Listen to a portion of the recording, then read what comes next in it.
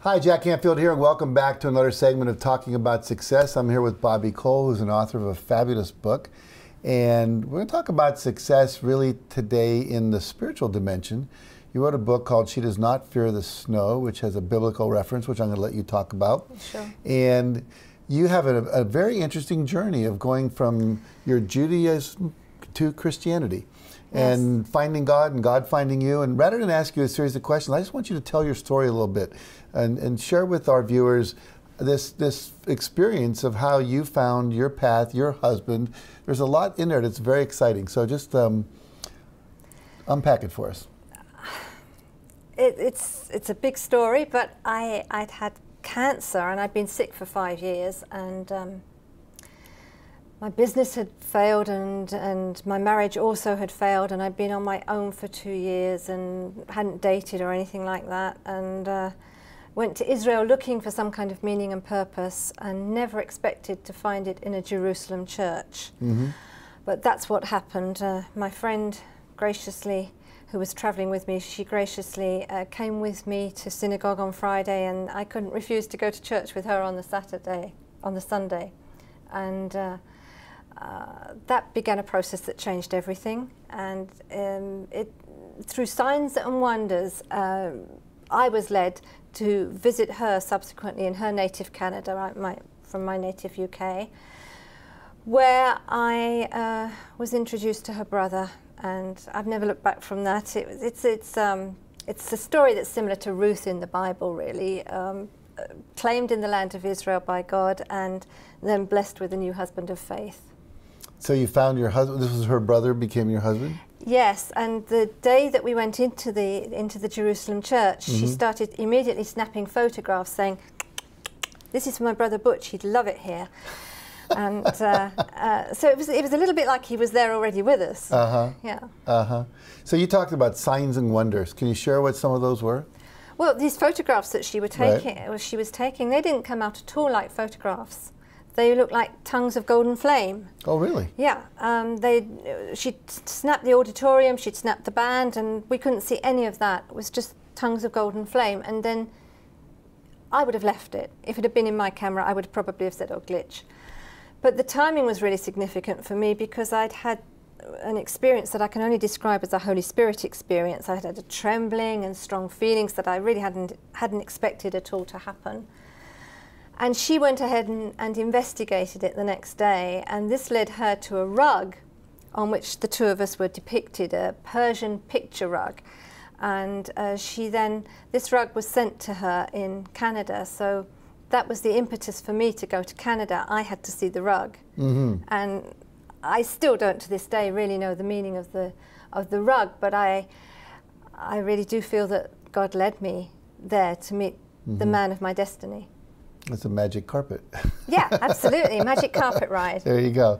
So now you've written a book about this. Yes. You were compelled enough by your experience to write a book. Yes. What's the message that you want people to take away from your book? Other than knowing your story, what is it that you want people to be able to take away? Throughout that period of claiming me and afterwards, God never stopped talking to me through these signs and wonders, but also through little things, lots of little things, like being down and upset when things weren't going very well. My kids were against my taking up with this Canadian, mm-hmm. and they were against my having accepted Christianity. My kids are Jewish. Mm-hmm. And so just being out for a walk and a feather, a white feather coming down and falling into my gloved hand. And mm-hmm. that felt like a real reassurance. And it's just a little thing. Mm-hmm. But it felt such a big reassurance. And the time after time when I needed to hear something, God answered me. Mm-hmm. And so I would like people to know that God does speak to us today.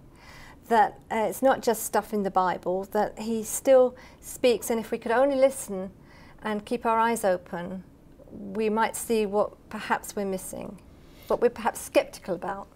So how would you share with people, when you say, I want you to keep your eyes open, obviously we're not going to get an email necessarily or a package, with a letter in it, but what are the things you would advise people to look for? Well, one thing is God incidents, things that appear to be coincidence, but then they work out in such a way that they help the person who has had these experiences, but they also grow the kingdom. They also help other people who are lost and needy and who need to hear something.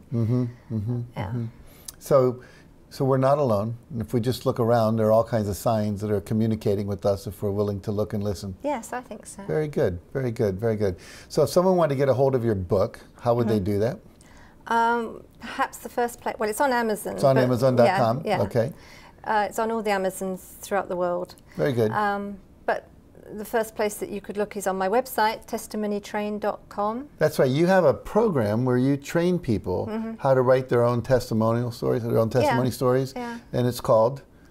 It's called the Disciples Indeed course. Disciples Indeed course. And I have been helping people for the last 3 or 4 years write an episode from their own walk with God, and then dare to share. Dare to share, good. So if they want to go to your website, where do they go? Testimonytrain.com. Testimony Train. Like all one word. Testimonytrain.com. Very good. Yeah. Well, you're a fascinating lady. Your story is really interesting, and I'm glad you were able to join us today. So make sure you go to her website, get her book from one of the Amazon.coms, and or Amazon.Canada or UK or wherever Amazon is, which is all over the world now. Yeah. And it's a fascinating story, so I encourage you to read it. It will deepen your faith and also give you some guidance and perhaps some insight in how to connect and receive more of those messages yourself. So thank you for joining us. We'll see you next time. Until then, take care.